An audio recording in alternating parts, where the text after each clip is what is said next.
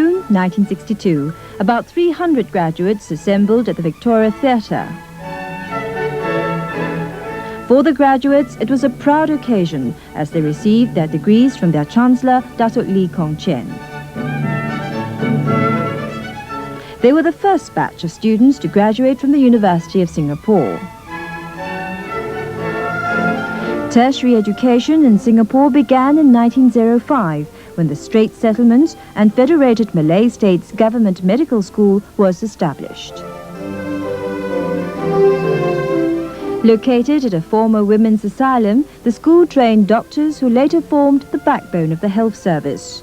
The school grew and was later renamed the King Edward VII College of Medicine. While medical studies had a head start, humanities and science began much later. Raffles College was opened in 1929. These students were trained in arts and science. Subjects such as English, history, geography, physics, chemistry, mathematics and education were taught. And in 1949, the Medical College was united with Raffles College to form the University of Malaya. It was to serve the needs of Malaya and Singapore. Later, another division was set up in Kuala Lumpur, and the university continued to function with 2 divisions. But in 1961, the federal government indicated that Malaya should have an independent national university, and so the 2 divisions split, and the University of Singapore was formed on 1st January 1962. The university was inaugurated at the stroke of midnight. One undergraduate recalls the occasion. I remember the inauguration very clearly. We all assembled at one of the quadrangles in the Bukit Timah campus, and the ceremony was presided by Dato' Lee Kong Chian, who was then the Chancellor of the university. And there was some revelry, there was some festivities. Some of the students fired crackers, all of us cheered. But the significance of the moment did not strike us then. It was a significant turning point for the University of Singapore, as it meant new directions for the university.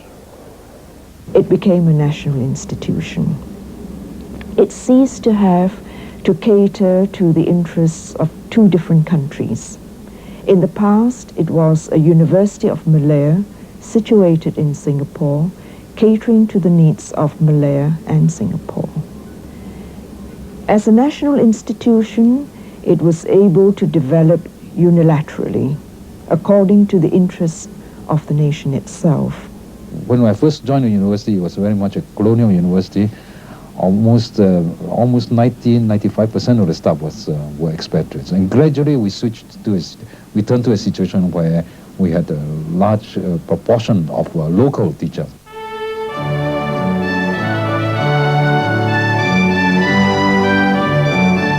When the University of Singapore first started, it had only 4 faculties: Arts, Science and Law at Bukit Timah, and Medicine at Sepoy Lines. The student enrollment was about 2,000 and classes were small. For the undergraduates then, their aim was not merely to get a degree. We went there with an open mind. We wanted to learn, and this learning included other subjects, other interests. Athletics, for example. There was drama, there was music. Now all these activities helped. It taught us how to interact, how to get on with people. When we came out, we were flexible. We could take whatever it is that society or the world at large had to give us. It was also a brave new world for Singapore. In the mid-1960s, Singapore was a newly independent country. Economic development was the main concern of the government. There was a need to move from an economy based on cottage industries to export-oriented industries, which would create more jobs.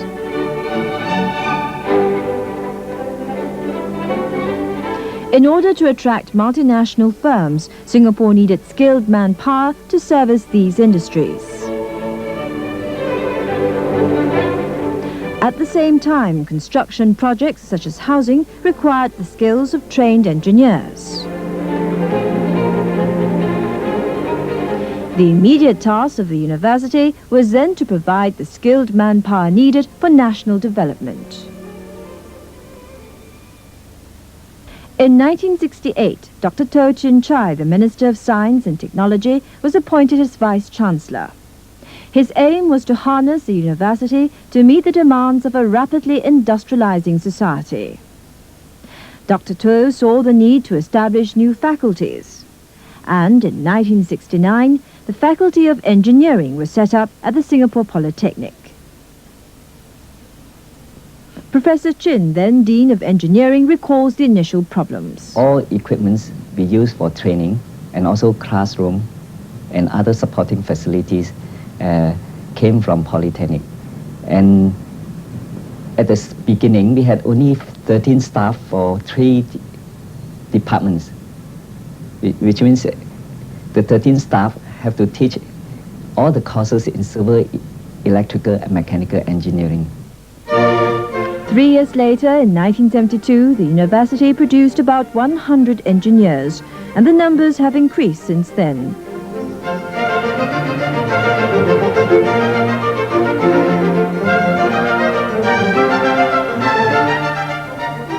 Other sectors of the economy were also expanding. Singapore was developing into a banking and financial center. There were insufficient business and accountancy graduates. In 1969, the School of Accountancy and Business Administration was established. It was rather popular. I think the students rather enjoyed it, partly because it was rather new, and partly because it was so much related to business world, and the students, with an eye on their future, would wanted to do something that was that they could really apply. And to keep up with the building boom, there was a need for trained architects, so the Faculty of Architecture was set up in 1969. The addition of these new faculties resulted in the expansion of the university. By the late 60s, the university was spread out in 4 different areas. Bukit Timah campus housing law, arts, science, and the School of Accountancy and Business Administration. Faculty of Architecture at Lady Hill. The Faculty of Medicine at College Road. And Engineering Faculty at Prince Edward Road.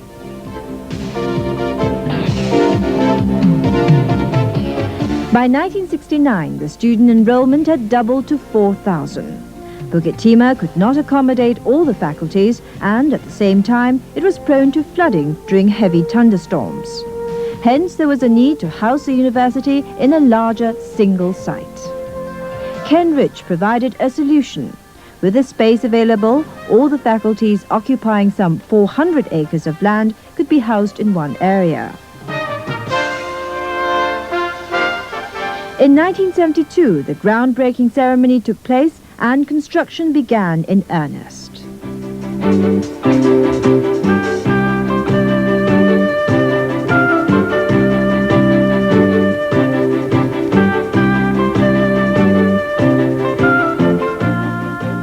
By the late 70s, the buildings were completed and the faculties began to move in.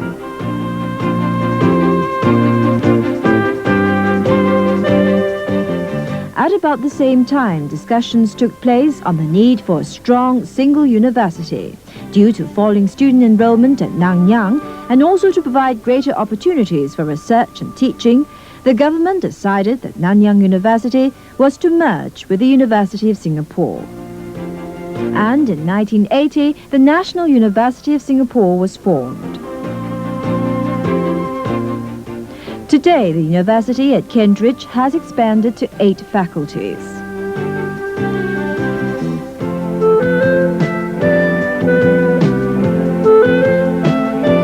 New courses such as Japanese studies, psychology and human resource management have been introduced.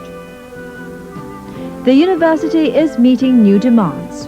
Singapore develops into a research and information centre, the university has kept abreast, training students in computer science and encouraging research in areas such as system science and biotechnology. When the University of Singapore was inaugurated in 1962, it had a student enrollment of 2,000. Now it is a training ground for 15,000. In the years ahead, as the social and economic demands of the country changes, the university will continue to train men and women to meet these challenges.